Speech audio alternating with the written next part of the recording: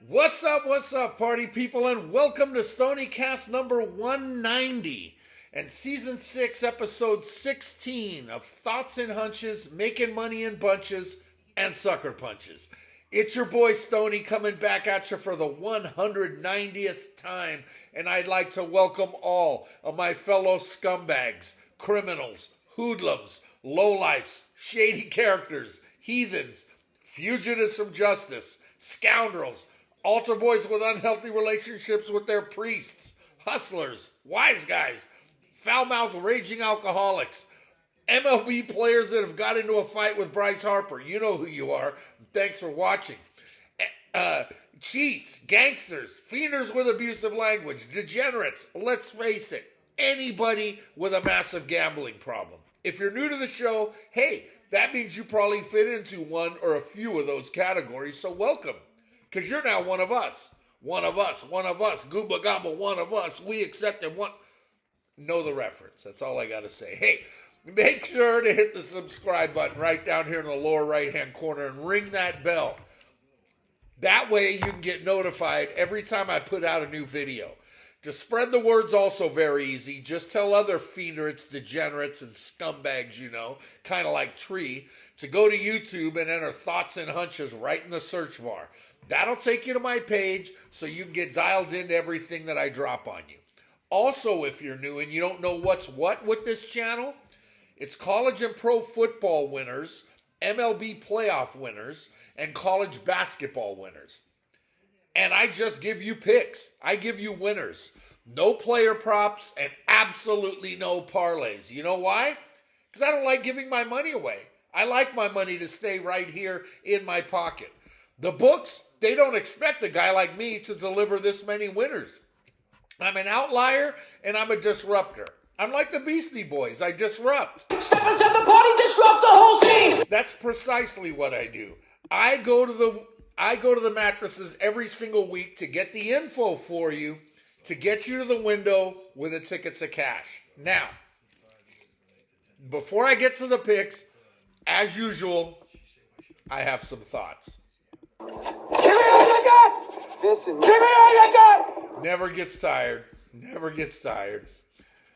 Before I go on the Lane Kiffin situation, let me start with some quick housekeeping. College football's regular season's over, and with only 8 conference championship games going on this weekend and next week's traditional standalone game being the Army-Navy game, you're going to notice that college basketball will now completely take over Saturdays going forward from now through the Final Four in the first weekend of April. So my numbers that I'm going to give you shortly will reflect the end of the college football regular season. I'm going to lump my conference tournament record with my bowl record going forward. All right?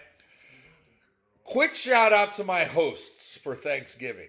Feliciana, Jay, and Kim. You guys absolutely rock. All of you. Jay and Kim, thanks for inviting me in for Thanksgiving dinner and meeting your family and Jay's staff. Very cool people. And I was honored to be there. Trust me. Jay, you and I talked enough for you to know that I'm a huge sports fiend and I am now officially a fan of KSU women's volleyball. All because of you. Good luck in the tournament with San Diego, and especially if you get there against Nebraska. I'll be watching and rooting for you, dog. Know that. Yes, everyone, I spent the weekend in the Little Apple, and it snowed on Saturday, but it really came down Monday while I was trying to drive to the Kansas City airport. Wow, that's another story, though, and I'll get to that. Thanksgiving, or as my friends like to call it, Stony Giving. Because all I did was just give out winners. Another winning week. That's all it was. I'll get to those numbers shortly. Now, did somebody say Lane Kiffin? Okay. Here's my take. He left Tennessee to go to USC, who famously fired him allegedly on a tarmac.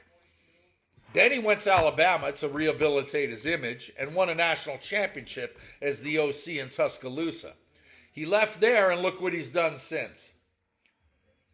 What he did in Boca Raton at FAU is amazing. And it's even more amazing and what he did in Oxford. But somehow everybody hates him, right? My question is, why are you, the person listening to this, angry at Lane Kiffin? I can't understand.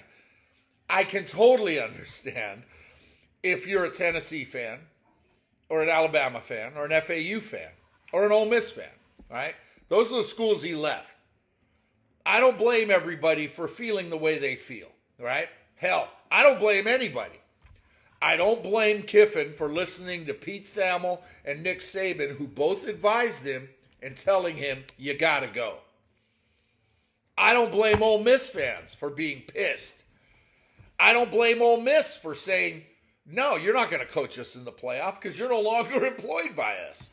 My question is, why is a Miami Hurricane and Cal Golden Shower fan that lives in Davie, Florida, calling him a scumbag and sending me Dave Portnoy's take about how Kiffin is a punk? Lane going to Baton Rouge doesn't affect you, or Miami, or Cal. So why are you so pissed off at the man? Also, that jagoff reporter that called him a hoe and said you can't make a hoe into a housewife? Dude, really? Forgive my language, but go fuck yourself. All right? You would leave your shitty ass job in a second if you got only a $25,000 raise. Okay? 25 grand and you would leave. Okay? You want some numbers? Listen to this.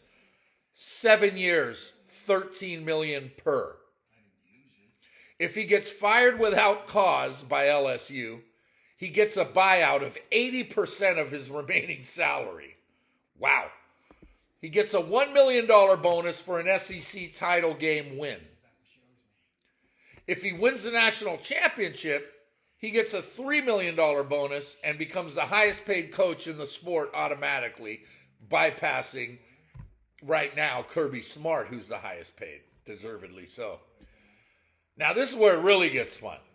He gets a $1 million bonus if Ole Miss wins it all this year. Yeah, you heard that right. If his old team wins it this year, he gets $1 million. LSU is paying off his home in Oxford. Then they give him $500,000 to cover the difference of a new home in Baton Rouge. In the words of Samuel L. Jackson and Coach Carter, you like numbers? There's some numbers for your ass. Eat that, reporter, Mississippi reporter that said you can't turn a hoe into a housewife. Please. As for the week that was, Stony giving. Because that's what Stony does. He gives. And I gave last week. College hoops was hit or miss basically all week. And I'll get to that. But when you start the week in football by going 4-0 on Thanksgiving Day by taking 4 dogs and they all won outright, yeah, safe to say things are looking good. I went 5-3 on Black Friday in college football. 10-5-1 on Saturday to roll on to a phenomenal 16-8-1 week to close out the college football regular season with only 1 game left next weekend. NFL, after losing on Black Friday, I was 3-1. I went 5-5-1 on Sunday and missed on Monday night.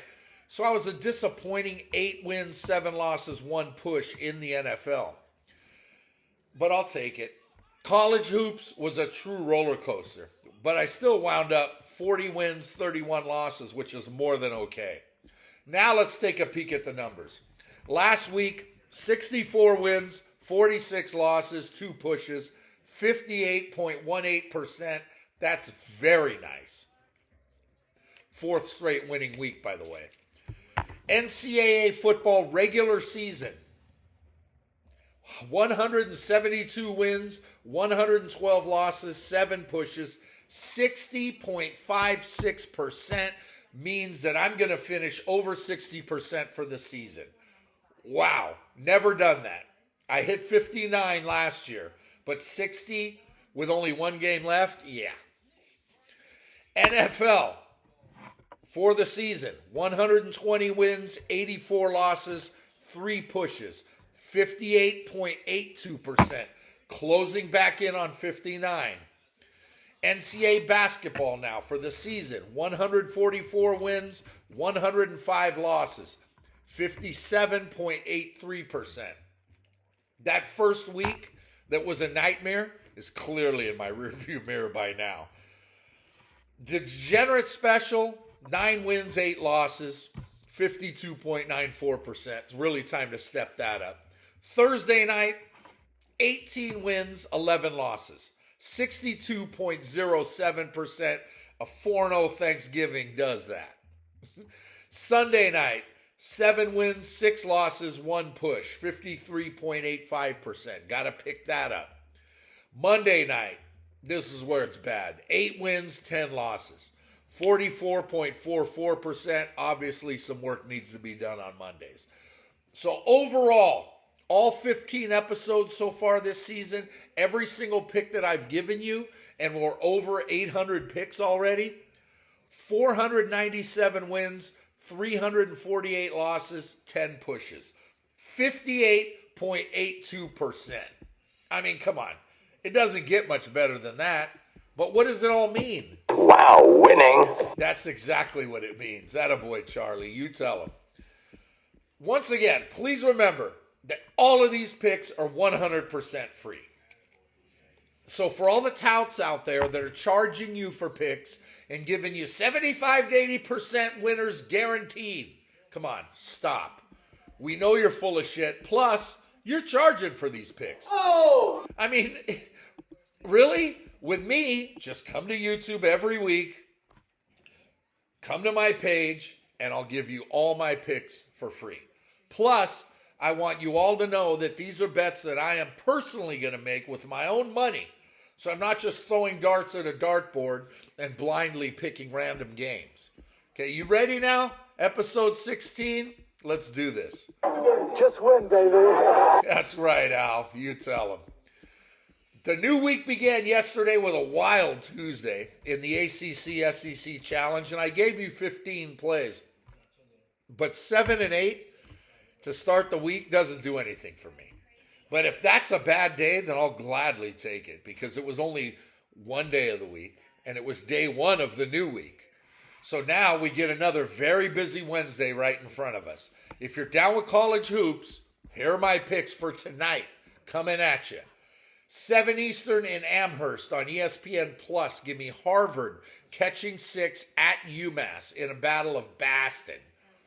7 Eastern Big Ten play continues as it began last night. This one is in Stoniapolis on Big Ten Network, and I'll take Minnesota plus 8.5 at home versus 22nd ranked Indiana. That's Minnesota plus 8.5 over Indiana. 7:15 Eastern on ESPN in Fayetteville. Let's roll with number 6 Louisville plus 2.5 at 25th ranked Arkansas, with a little sprinkle on the money line. Sprinkle me, man. That a kid. There you go, 40. I knew you were there. 7:15 Eastern on ACC Network back in Boston. I'll take LSU minus 7.5 at Boston College. 7:15 Eastern on ESPNU in Tuscaloosa. I'm on Clemson catching 11 at 12th ranked Alabama. And while we're at it, I'm also on over 167.5, which could be a trap, but I'm not buying it. These two teams will light it up and down the board. 95-80, 95-85. There's your over. 7:30 Eastern right here in Music City. Give me the hot hand and roll with Belmont over Richmond minus 6.5. Belmont minus 6.5 over Richmond. 9 Eastern, Big Ten action in Madtown. I like Northwestern catching 10.5 at Wisconsin. 9:15 Eastern on SEC Network, also here in Music City. I'll take 17th ranked Vanderbilt minus 10.5 versus SMU in a matchup of unbeatens. 9:15 Eastern on ESPNU in Austin. I'll take Virginia plus 2 and a chunk at Texas with a sprinkle. Sprinkle me, man. Sprinkle. There you go. What was that? That was okay, gotcha. 9:15 Eastern on ACC Network in Hot Town. I'll roll with Mississippi State minus 2.5 at Georgia Tech. 9:15 Eastern on ESPN on the Plains. Give me NC State +8 at 20th ranked Auburn. And the last play of the night at 11 Eastern is back in the Big Ten with a matchup of former Pac-12 foes in C-Town. Shout out Mix-a-Lot. I'm on UCLA -1.5 at Washington. That's 14 more plays to get us in the black and start playing with house money heading into the weekend. I'll take 8 wins, but 9 wins does some serious damage, so let's shoot for that. Excuse me, I'm kind of battling a cold right now. NFL Week 14 starts tomorrow night, 8:15 Eastern on Amazon at Ford Field in the Motor City, where the 7-5 Lions are 3.5-point home chalk over the 6-5-1 Cowboys, and the total set at 54.5. Two teams heading in the opposite directions meet up a week after they both played on Turkey Day, which is better known as Stony Giving. Detroit lost their mind. They did, because Dan Campbell lost his mind a long time ago. But that was their third in their last 5 at home to Green Bay, right? So now they're somehow, with the help of the schedule makers, hosting their 3rd straight game. I don't get it, right? The Cowboys took out the Chiefs on Turkey Day for their 3rd straight win to become relevant again, right? Oh, the Cowboys are going to win it all. Cowboys. That's all you want to hear. Just go to ESPN. They'll all tell you, right? The Lions will win, right? Well, in the last 2 weeks, Dallas beat both participants of last year's Super Bowl in Philly and Kansas City. Detroit just can't be trusted these days. So I'm going to take the 3.5. Make sure you get that hook and roll with Dallas on the road here. NCAA Conference Championship Week gets going on Friday. 7 Eastern on CBS Network at Amherst Stadium in Jacksonville, Alabama. 8-4 Jacksonville State is 1.5-point home favorite versus 9-3 Kennesaw State, and the total's 58.5 in the Conference USA Championship game. These two schools met 3 weeks ago right here in the same venue, and J-State took out Kennesaw 35-26. Both squads won 4 out of 5 to punch their tickets, with JSU taking out Western Kentucky last week and Kennesaw beating Liberty. Jacksonville's trying for their 2nd straight league title after winning last year with then head coach Rich Rodriguez. These two are very equal in total numbers, though the Gamecocks run it better and the Owls have the edge in the passing game. I prefer the home crowd and the running game here, as Jacksonville State makes it 2 straight titles, JSU -1.5 and over 58 in a shootout. Also at 7 Eastern, Friday night on ESPN at Bridgeport Stadium in Harrisonburg, Virginia. Number 25, James Madison's. It's huge. 21.5-point home favorite versus 8-4 Troy, and the total's listed at 47.5 in the Sun Belt Conference Championship. Madison's lone loss was the Louisville way back on September 5th, and the Dukes then ripped through the Sun Belt slate untested. Troy bounced back from a 2-game skid in early November, right, to win their last 2 over Georgia State and Southern Miss, and that clinched the West Division, and that secured their spot as the Trojans try to regain the title they won in 23 before Marshall won it last year. Old Dominion's playing for what it seems like a slot in the college football playoff, as they seem poised to get the group of 5 bid with a win here. That's all fine and dandy, but this is a huge number to lay in a conference championship game, even though the Dukes are at home, right? And their coach is gone. I call him Kenny Chesney. He's on his way to UCLA after this game, right? So I like the Trojans here to not lay down because they've got enough alligator blood in them to be hanging around. Hanging around. Kid's got alligator blood. Yes, he does, Teddy. Yes, he does. I'm going to take the Trojans to come in under the 21.5. And speaking of under, give me under 47.5. The nightcap on Friday goes at 8 Eastern on ABC at Yeoman Stadium in the Big Easy. 24th ranked North Texas is a 2.5-point road favorite at number 20 Tulane, and the total 67 in the American Athletic Conference Championship. A 3-team tie atop the AAC ended with Navy being left out, and both of these schools hoping for the G5 spot in the college football playoff with a win here. North Texas' lone loss this season was 2 months ago to South Florida, and Tulane's won 4 in a row since they suffered their second loss to Texas San Antonio a day before Halloween. Tulane is now in the AAC title game for the 4th straight year after winning it in 22 and coming up short the last 2 years. Excuse me. Tulane quarterback Jake Retzlaff, he's had a good season, all right, in the Big Easy, but not nearly as good as was hoped when he jumped ship from BYU last winter. But it's North Texas. It's North Texas quarterback Drew Mestemaker. He's absolutely dominated this season for the Mean Green, throwing 29 touchdowns, and he rushed for 5 more while leading an offense that averages 511 yards per. Tulane head coach John Sumrall, he was hired by Florida last weekend, and this is his last game coaching the Green Wave.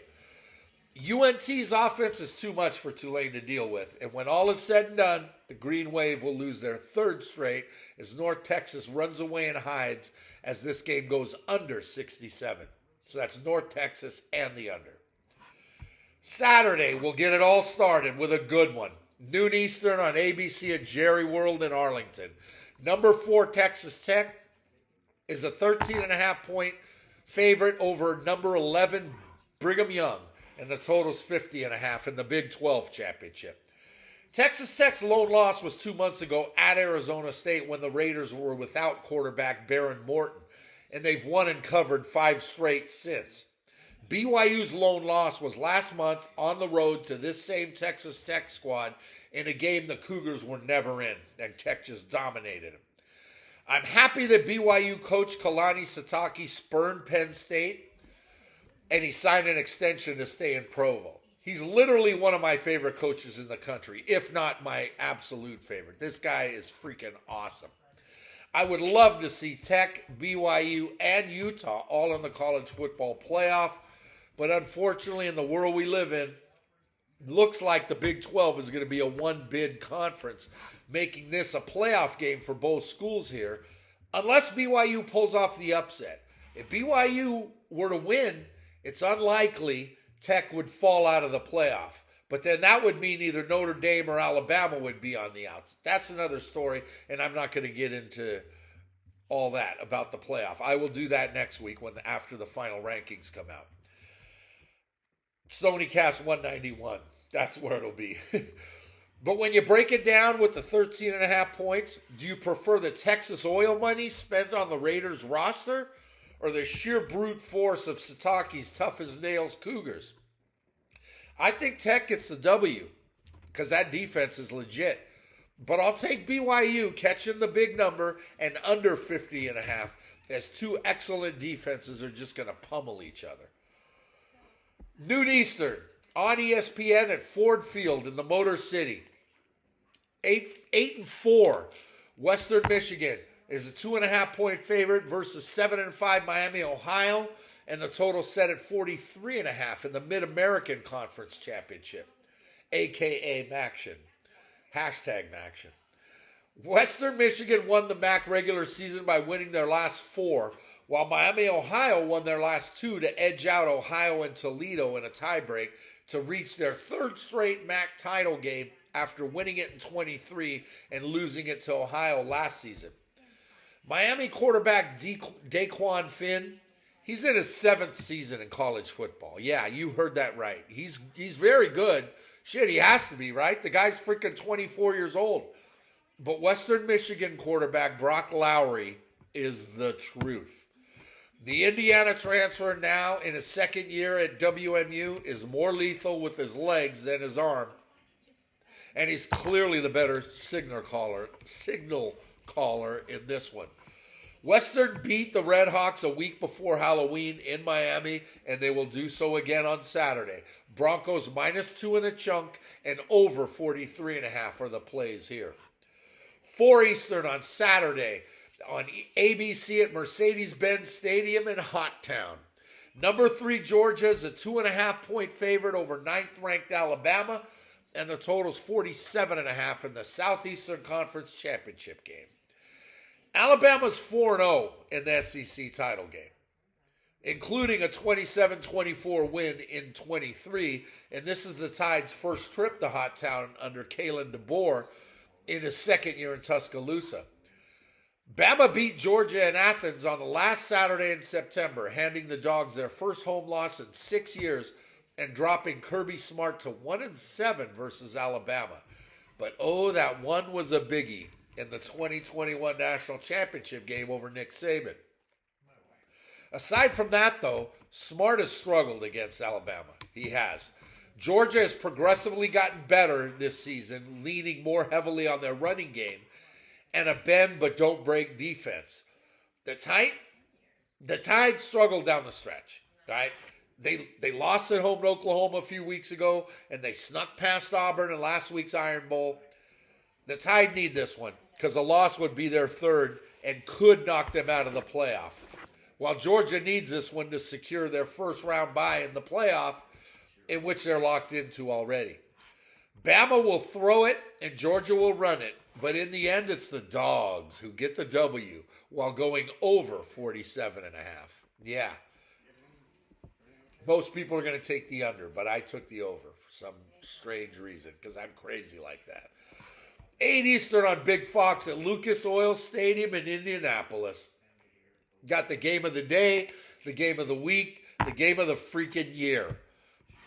That's top-ranked Ohio State is a 5.5-point favorite versus number 2 Indiana, and the total set at 48.5 in the Big Ten Championship. This is a matchup everyone's been waiting to see after about week 5, when the possibility of the country's 2 best teams meeting in the conference title game as both unbeatens was just fascinating. Indiana's fantastic finish in their win over Penn State 4 weeks ago was the only time Hoosier Daddy's been tested all season, as they've steamrolled everyone else.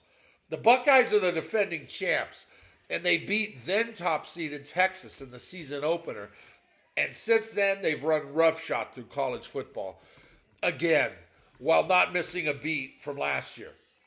The number 1 seed in the playoff and the Heisman Trophy will likely be decided here, as the 2 favorites, OSU's Julian Sayin and Indiana's Fernando Mendoza, will go mano a mano, with the winner of the game probably becoming the favorite. Though I still believe Diego Pavia should get the award, and this isn't a homer pick because I live in Nashville. Nobody in college football has meant more to their team this year than Pavia, right? But this game is also going to decide the number 1 overall seed in the playoff.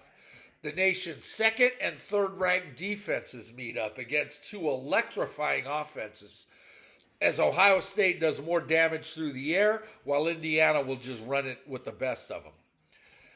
That's where this game's going to be decided.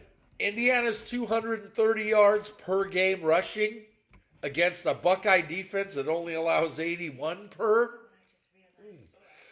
Man, when all is said and done, I'm going to roll with Hoosier Daddy here, catching the points in what should be a great one to go along with under 48.5 with these two great defenses. And finally, this week's Degenerate special goes at 8 Eastern on ABC at Bank of America Stadium in Charlotte. A 17th ranked Virginia is a 3-point chalk versus 7-5 Duke, and the total's 57.5 in the Atlantic Coast Conference Championship. Yes, we live in a world where a team that is 1-3 out of conference and 6-2 in conference is playing for a spot in the playoff. Of course, I'm speaking about Duke, who lost to Virginia 3 weeks ago, 34-17, and still made the title game against Virginia, who seemed to be dead in the water after losing to Duke last month. All right? I just don't get it, right? But they battled through a conference and nobody seemed to want to win. Miami's the outlier. Not only are they going to win the national championship, according to everybody living in South Florida, but they're a team that is more concerned with their week 1 win over Notre Dame than with their 2 bad conference losses and not qualifying for the championship game. They're not going to make it. Period. Miami doesn't deserve to be in, and they're not going to make it. Now, Joe Q. Public will look at this number and jump all over Virginia when they see Duke's record. But if you know me, I love going against the public, who hates Lane Kiffin, and they don't want to see chaos in the CFP. Well, it's already here, and I welcome the chaos. I love it. Duke wins this game outright and loses by 30 in the CFP while Miami watches from home. Yeah, that's Duke +3 with a sprinkle. Sprinkle me, man. That a kid. And give me over 57.5 also in the late night get right. Okay, so I guess that's it for the week. Oh, wait a minute. You mean there's NFL on Sunday? Am I finished? No, I'm just getting warmed up. Attaboy.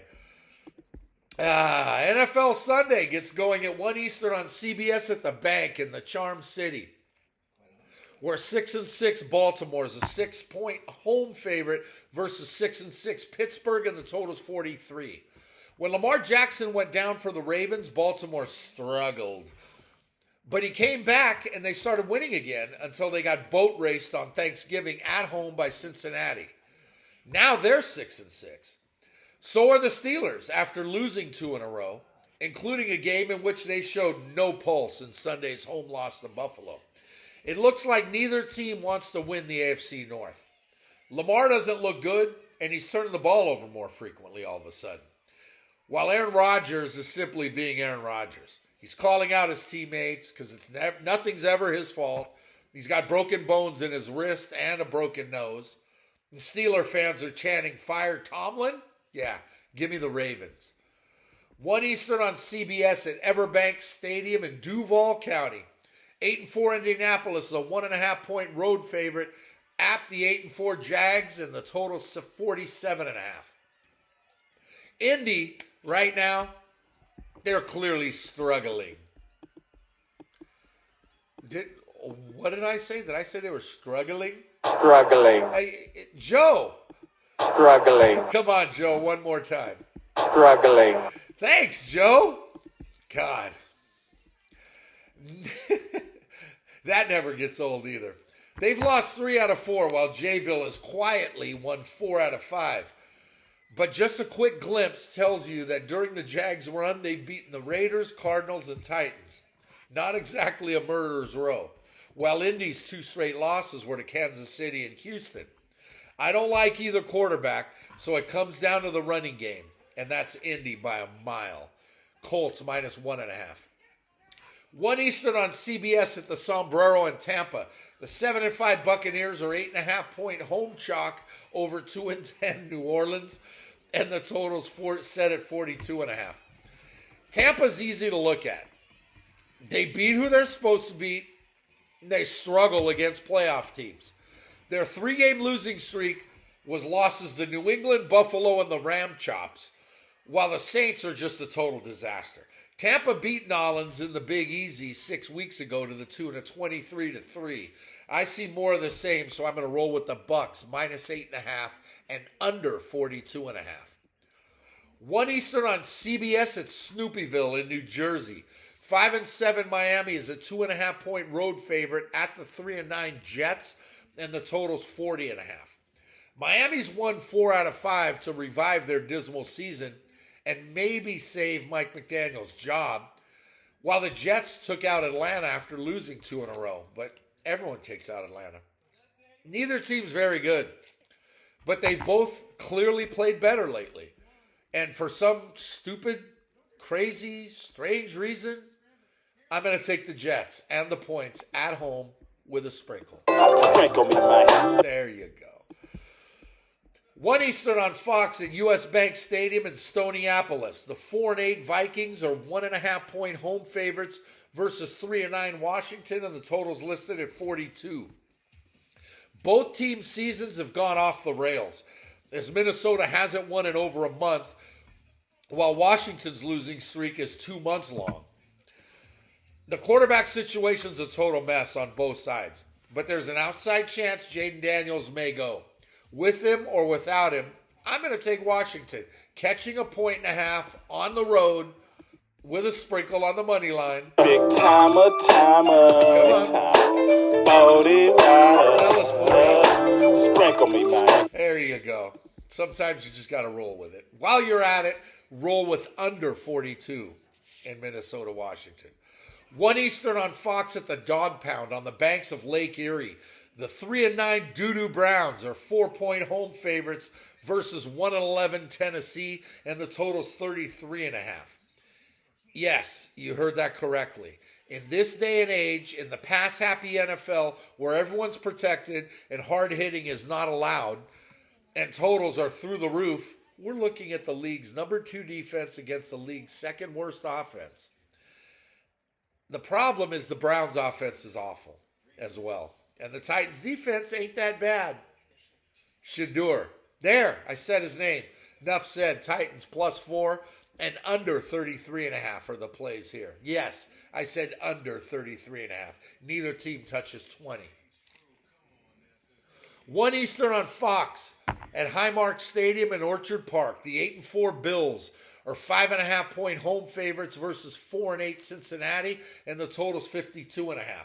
The Bills have been flip-flopping wins lately and don't seem to have that killer instinct, while Cincy's defense still sucks, but it's starting to get healthy, and Joey Smooth is back at quarterback.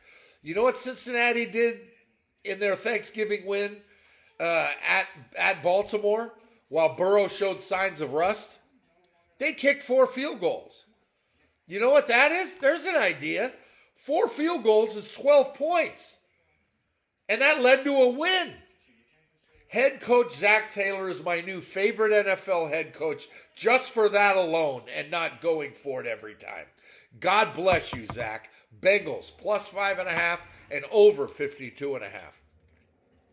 1 Eastern on Fox at the Benzo in Hot Town.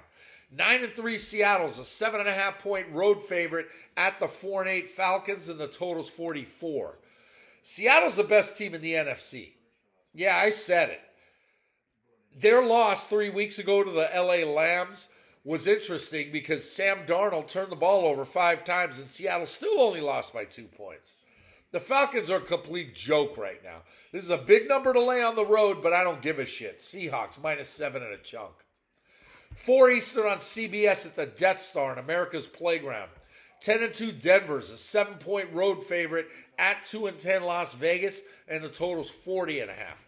Denver's won 9 in a row, and the Raiders have lost 10 out of 11 with their only win over Tennessee.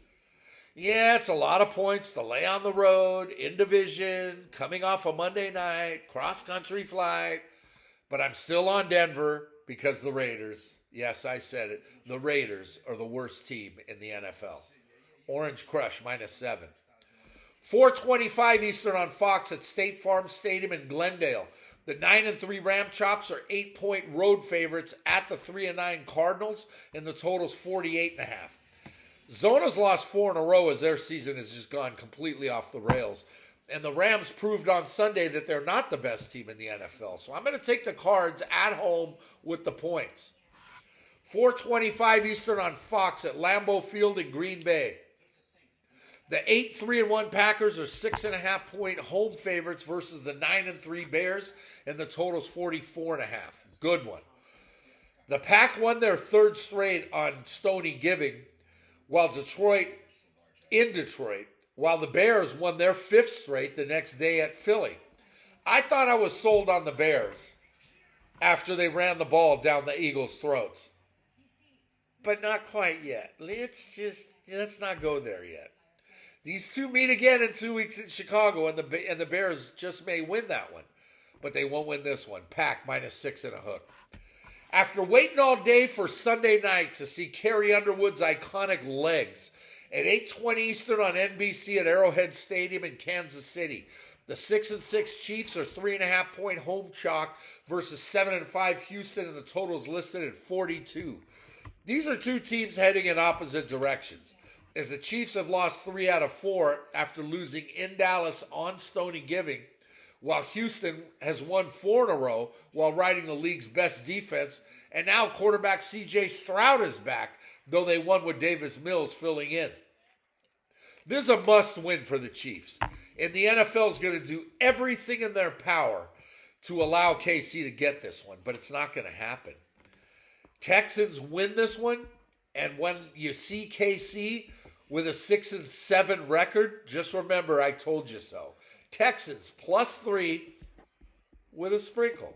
Sprinkle me, man. Atta kid. And finally, to close out the week, on Monday Night Football at 9:15 Eastern, on ABC at SoFi Stadium in Inglewood. Always up to no good. Shout out Pac and Dre. 8-4 Philadelphia is a 3-point road favorite at the 8-4 Chargers, and the total set at 40.5. The Eagles have problems, and that's the media. If they're losing, they're a mess. If they're winning, they're not winning the right way. Well, they've now lost 2 in a row after getting beaten down by the Bears at home on Black Friday. The Chargers have now won 4 out of 5 by beating up on the Vikings, Titans, Steelers, and Raiders, while getting steamrolled by the Jaguars. They're not playing like a Jim Harbaugh team. I'm going to take the Eagles here and lay the 3 on the road in a cross-country game. That's 18 NFL plays to go along with 16 more college football plays and daily NCAA hoop selections. Make sure to check out the comment section right here in this video every day for more college hoops, which will just keep coming from now all the way through April, through the beginning of April. Also, keep your eye out for STONIECAST 190, which will drop on Wednesday, next Wednesday, right around this time. So until then, just remember, if you want to win big, you got to bet big. You can't go broke taking a profit. Scared money don't make money. The less you bet, the more you lose when you win. Shout out Chris the Bear FALLICA. For me, the action is the juice. For me, the action is the juice. I'm in. That's right, Mikey. The difference between winning and making money is that anyone can win betting chalk, but you can't make money unless you take the dogs. There's money on the streets that can't be ignored. And finally, good luck to you. And yep, I still miss you, Gooch, my brother. And rest in peace, Charlie Kirk. You're missed. Pay him. Pay that man his money.